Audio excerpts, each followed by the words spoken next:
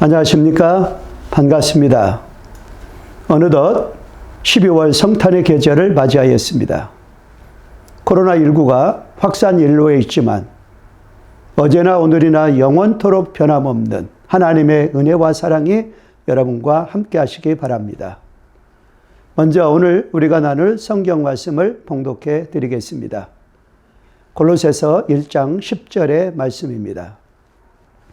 주께 합당하게 행하여 범사에 주를 기쁘시게 하고 모든 선한 일에 열매를 맺게 하시며 하나님을 아는 것에 자라게 하시고. 아멘. 이 말씀을 가지고 사랑의 성탄이라는 제목으로 잠시 말씀을 나누겠습니다. 오늘부터 예수님의 오심을 기다리는 대림절이 시작이 됩니다. 교회에서 지키는 교회력에는 몇 가지 절기가 있죠. 에피파네라는 주현절이 있습니다.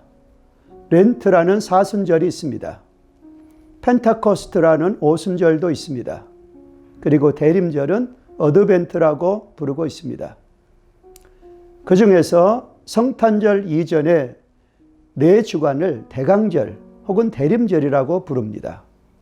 그 뜻은 그리스도의 오심을 기다리는 희망의 절기라는 뜻입니다. 이렇듯 대림절은 그리스도의 성육신으로 탄생을 축하하는 기쁨의 의미가 있습니다. 뿐만 아니라 더 나아가서는 그리스도의 재림으로 오실 것을 희망하는 의미를 포함합니다. 자, 우리 구세군인들은 아주 특별한 방법으로 성탄을 준비하며 기다립니다. 그것이 거리에서 흔드는 자선냄비의 종소리입니다. 세상에는 분주한 사람들, 피곤하고 지친 사람들, 고달픈 사람들, 상처받은 사람들, 소망을 잃어버린 사람들, 슬퍼하는 사람들이 많습니다. 자선냄비는 이들을 위한 사랑의 종입니다. 나눔의 종이며 희망의 종이며 기쁨의 종입니다. 1928년 한국에서 처음 시작한 이래 금년에 92년째에 시민들의 마음을 따뜻하게 녹여주는 사랑의 종을 울리고 있습니다. 사람들은 자선냄비 종소리를 들으면 각박한 현실 속에서 그간 분주하게 살아왔던 한 해의 모습을 되돌아보게 합니다. 그리하여 잠시만이라도 관심의 우선순위를 온정이 필요한 이웃들에게 두자는 사회 계명적 성격을 가집니다. 이것이 디셈버의 은총입니다. 그러나 또한 이것은 단순한 캠페인이나 이웃사랑 차원에 머물지 않습니다.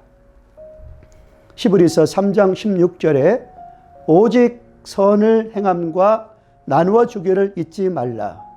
이 같은 제사는 하나님이 기뻐하시느니라 라고 말씀하십니다. 이러한 히브리서 기자의 말씀처럼 그것은 내 이웃을 내 몸같이 사랑하라는 하나님의 말씀을 실천하는 우리들의 신앙 고백이며 그리스도의 오심을 마음으로 준비하는 구세군인들의 특별한 방법입니다. 오늘 우리는 코로나19가 다시 확산 일로에 있고 대유행을 염려하면서 대림절을 맞이합니다. 자, 이러한 때에 주님의 오심을 우리는 무엇으로 준비해야 할까를 생각을 합니다. 그래서 골로새 1장 10절의 말씀에서 그 의미를 찾습니다. 그 코로나19 중에 맞이하는 크리스마스에 담긴 하나님의 사랑이 이 말씀에 나타나 있습니다. 그리고 2020년 성탄을 맞이하는 오늘 우리들의 가슴에 간직하는 메시지를 말해주고 있습니다. 그것은 한마디로 그 어느 때보다도 행동하는 사랑이 필요하다라고 말씀해 주십니다. 자, 오늘 본문 10절 말씀을 다시 한번 보십시오. 주께 합당하게 행하여 범사에 주를 기쁘시게 하고 모든 선한 일에 열매 맺게 하시며 하나님을 아는 것에 자라가라고 이렇게 말씀하십니다. 자, 코로나19로 모두가 두려워하고 염려하면서 맞이하는 2020년 이번 성탄을 우리가 어떻게 맞이해야 되겠습니까? 오늘 여기 바울에게 본문을 통해서 물어봅니다. 그래도 여러분만이라도 주께 합당하게 행하십시오. 그리하여 범사의 주를 기쁘시게 하십시오. 한 가지만이라도 선한 일을 하십시오. 하나님을 아는 믿음이 더욱 자라십시오. 라고 권면해 주고 있습니다.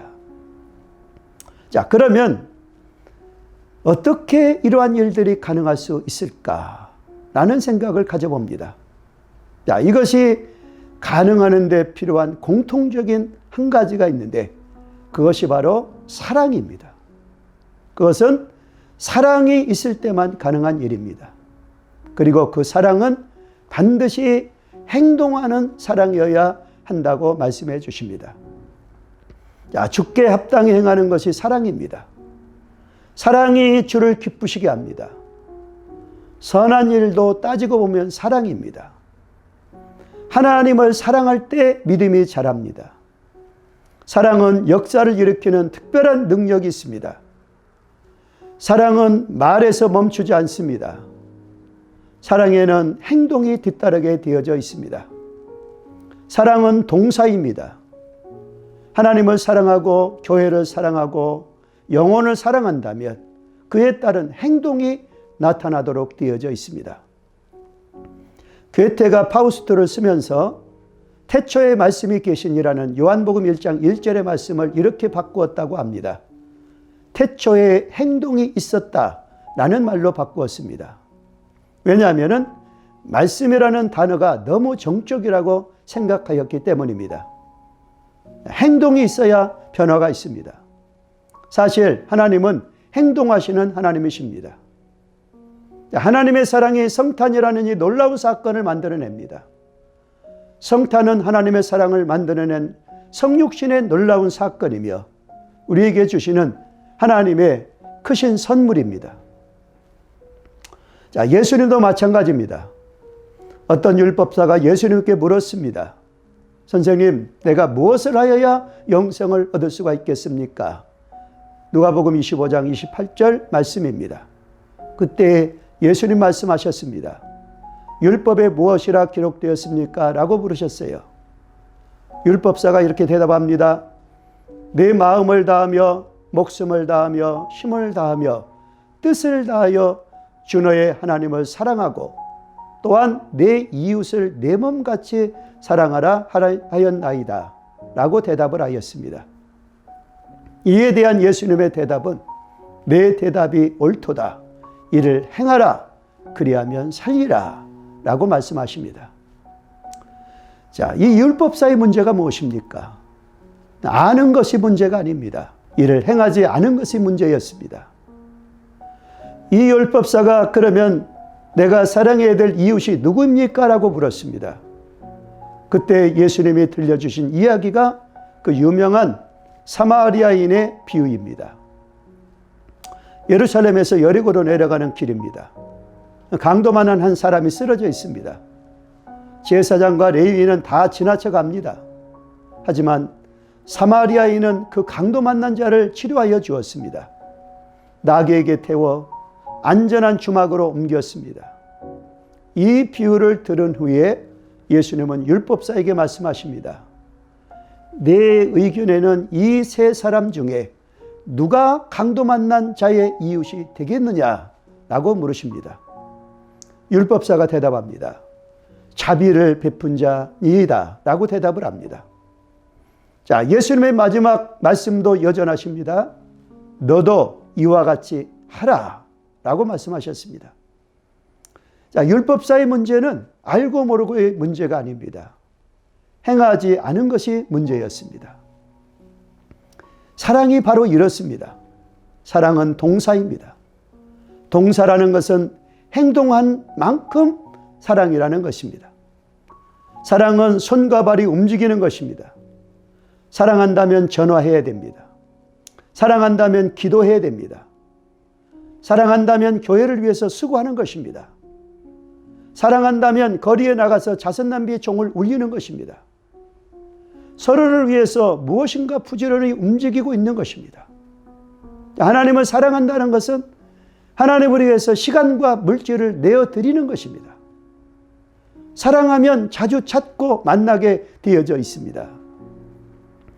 이번 2020년 성탄절, 하나님께 뜨거운 사랑을 보여드리는 행동하는 사랑이 되는, 행동하는 사랑으로 맞이하는 성탄절이 되시기를 바랍니다. 이제 적용하겠습니다. 대림절의 의미가 무엇입니까? 그것은 그리스도의 오심을 기다리는 희망의 절기라는 뜻입니다. 자, 두 번째로, 우리가 어떻게 주께 합당하게 행하고 주님을 기쁘시게 할 수가 있겠습니까? 그것은 사랑으로만 가능한 일입니다. 다음 세 번째로, 하나님을 사랑하고 교회를 사랑하고 영혼을 사랑하는 증거가 무엇입니까? 그것이 바로 행동하는 사랑에 달려 있습니다. 오늘 또 주님의 선하신 손길이 여러분과 함께 하시기 바랍니다.